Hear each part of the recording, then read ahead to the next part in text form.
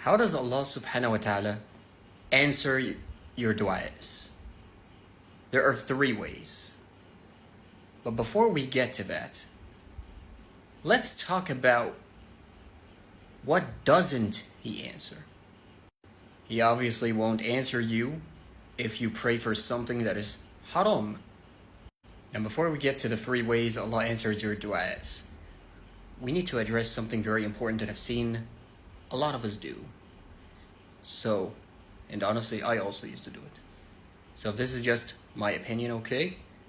So this actually goes in a lot more detail in my book that I have in the bio. But we'll try to say some of them as much as we can, of course, with the limit of, TikTok. So a lot of us don't take du'as very seriously. What do I mean by that? I mean, we start praying for something. But as soon as we start praying for something, we forget that Allah actually is going to test you. Yes, when you pray to Him, He will test you because He wants to show you His power. And let's say an example, a hypothetical scenario. And let's see what you would choose. Let's say everything is going against what the dua you make to Allah subhanahu wa ta'ala, and it only happened as soon as you started making that dua to Allah subhanahu wa ta'ala. So that's option one. And everyone suddenly is telling you, yeah, this dua is not good for you, or not dua, but you get the idea. Whatever you're praying for, it's not good for you. It's not going to happen. It just seems like it's impossible. So that's option number one.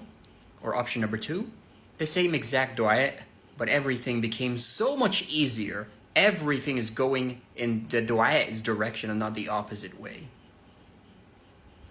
My question to you is, which one really showcases Allah's power? What really shows that yes, in fact, inna Allah ala kulli shay'in qadir, which means Allah is truly the all-capable. Obviously, when we're only looking at the results but not the process, because obviously the process is a lot more difficult, then that would be option one, right? Everything is going against you. And then Allah subhanahu wa ta'ala just suddenly shifts it just like that, and it goes in the way of the dua instead of the opposite direction. And sometimes does he do that? Yes, He actually does. Why? To test you. To test you. To see if you're taking the dua seriously. To see if you're still going to keep making the dua. That's the biggest thing as well. Never stop making the dua, even if it goes in the opposite direction. Because Allah will test you. Yes, will test you. Not might, He will test you. So another thing is, a lot of us only take dua seriously when it's the time of a holy month, like Ramadan, or during rainfall. Things like that. It's only when holy times, or when it's Friday. Keep in mind, Allah subhanahu wa ta'ala knows your every intention. So He knows when you don't take a dua seriously before you even make the dua. He knows if you're not going to take it seriously. He knows, He's only going to make the dua as soon as rainfall comes. And then immediately stop if they find that the rainfall is done and the dua is not answered. He knows.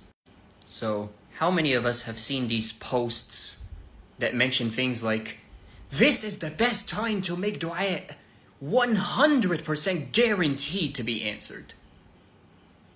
But there is one thing.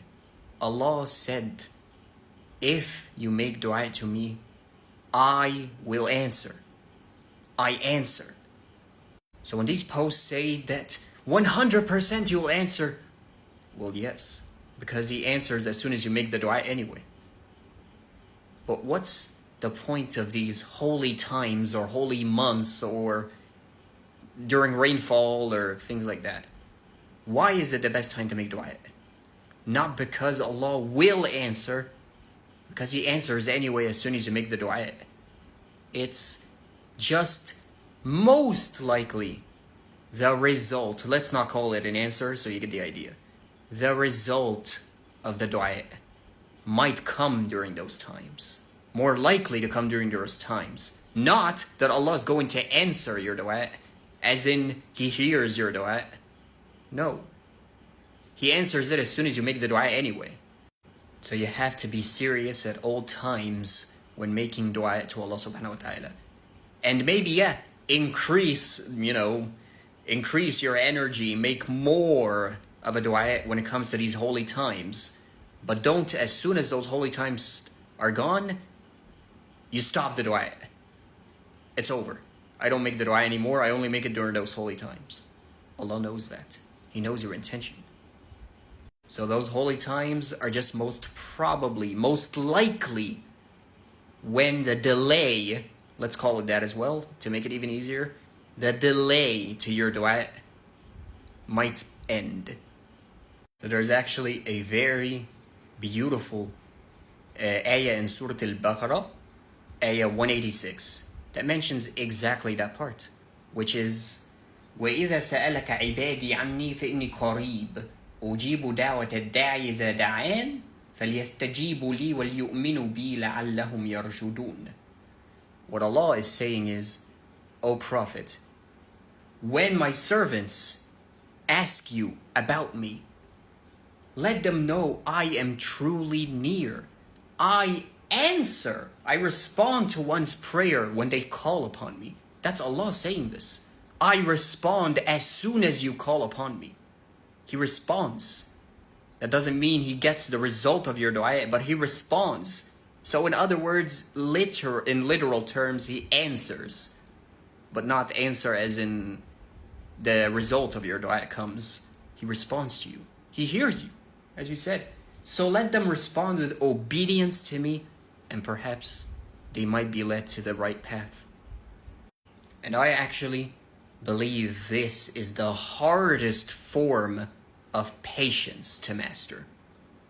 Patience in making your dua even when everything is going the complete opposite direction, a complete 180 as soon as you made the dua. And it completely discourages you to keep going because, as soon as I made the dua, literally everything is going and spitting in my face. It's almost telling me, clearly this dua is just not good for me, right? No. It could simply be Allah testing you. And remember, the more you come closer to Him, the more He's going to test you severely, and not just test you, severely test you. Is there an example of this? Yes.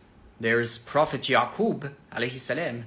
Remember about the whole Prophet Yusuf? When he lost his son, 40 years praying to Allah subhanahu wa ta'ala to bring back his son. And there's the example. What did his children say? His sons. He's dead. Father, please, he is dead. You're going to die of sickness at this point. You're destroying yourself. Your son is not coming back. He's dead. So isn't that an example of things going in the opposite direction? And what did he say? إِنَّمَا أَشْكُ بَثِّي وَحُزْنِي إِلَى اللَّهِ وَإِنِّي أَعْلَمُ مِنَ اللَّهِ مَا لَا تَعْلَمُونَ. That's what Prophet Yaqub said. What does that mean? He's saying, I only complain of my sadness in Greek to Allah subhanahu wa ta'ala. And I know something from Allah that you do not know. See, subhanAllah. So we will continue this in the next part, inshallah. So we'll come to our next part. As we said about the whole dua. Prophet Yaqub, he basically, and yes, he actually became blind from all the crying over his son Yusuf.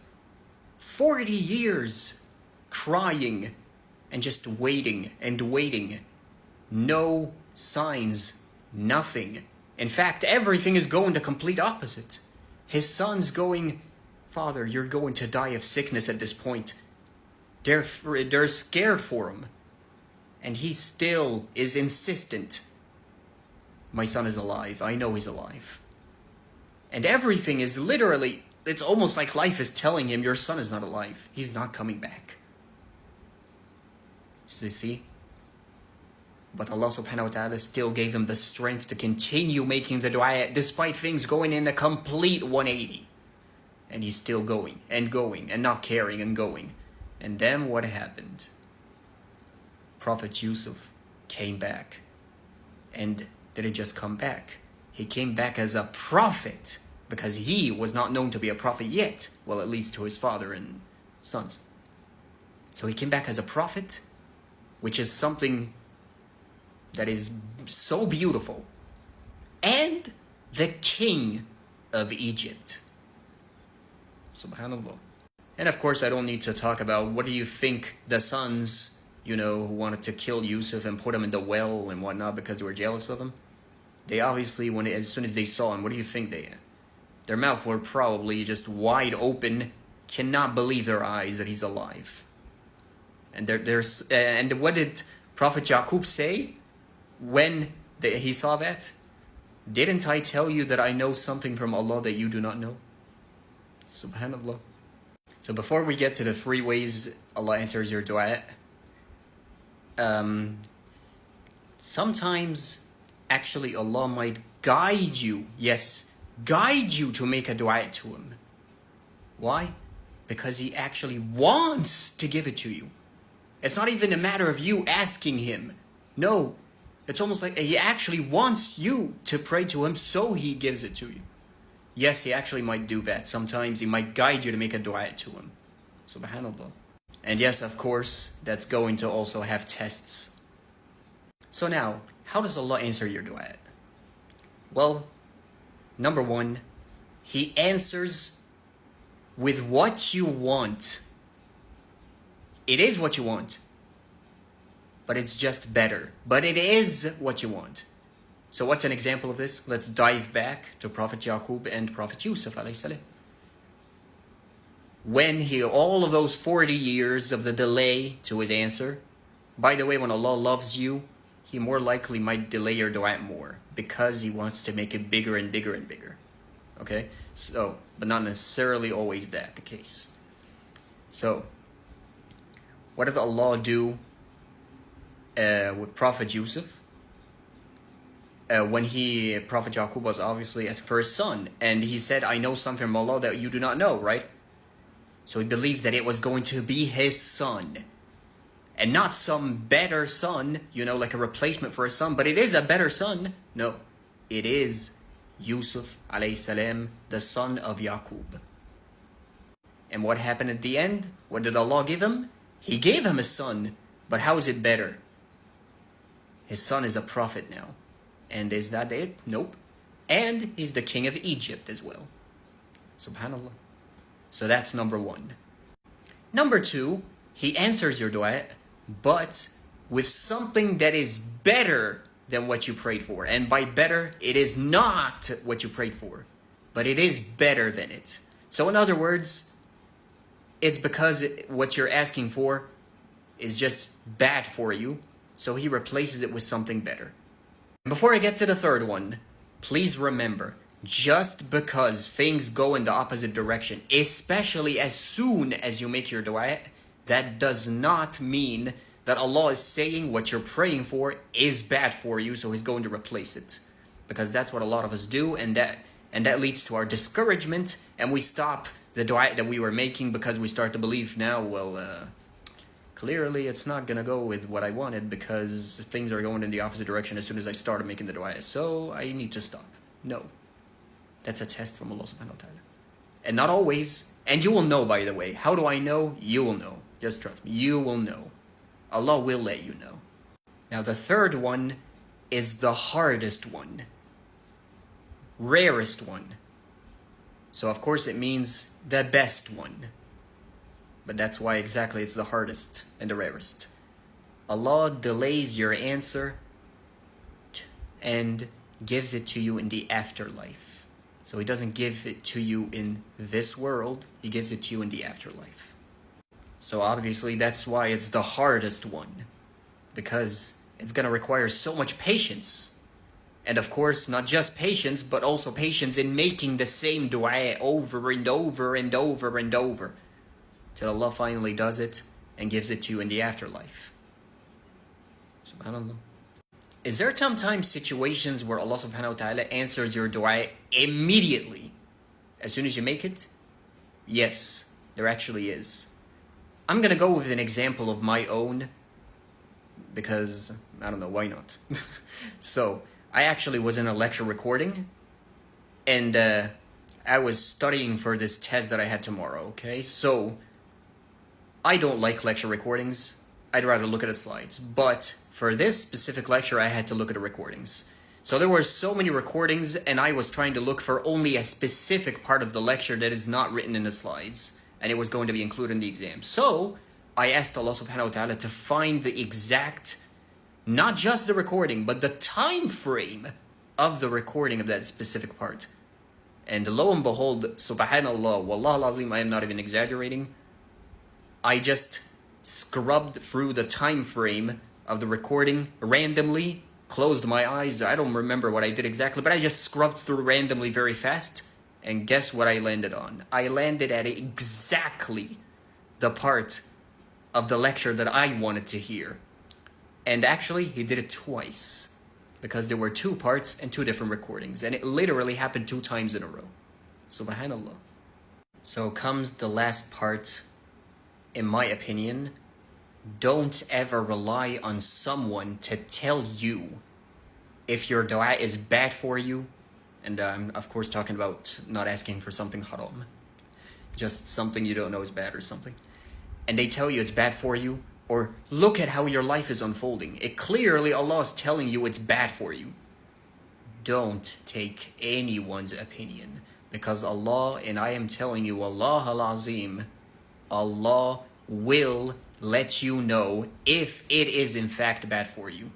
Even when He's testing you with going in the opposite direction, well, how am I supposed to know if He's just going in the opposite direction to test me, but it is not bad for me and He's actually going to not replace it or anything? And how do I know the difference when it's actually bad for me and it's going in the opposite direction, but He's not testing me? He's actually telling me it's bad for me. How do I know? You'll know. Just keep making the dua and Allah will let you know. Wallahi, He will. But people are not going to let you know. In fact, He actually might test you by having others tell you your dua is bad for you. Like with Prophet Yaqub, his sons were basically telling him his son is dead in a way that's telling him his dua is not going to happen, right? Or Allah's going to replace his son with someone better because his son is basically dead, or just not good enough, or whatever. See what I mean? Subhanallah. So of course you can tell them what your dua is, obviously, but don't take anyone's opinion. Allah will let you know, believe me. So last part, why did I make this video?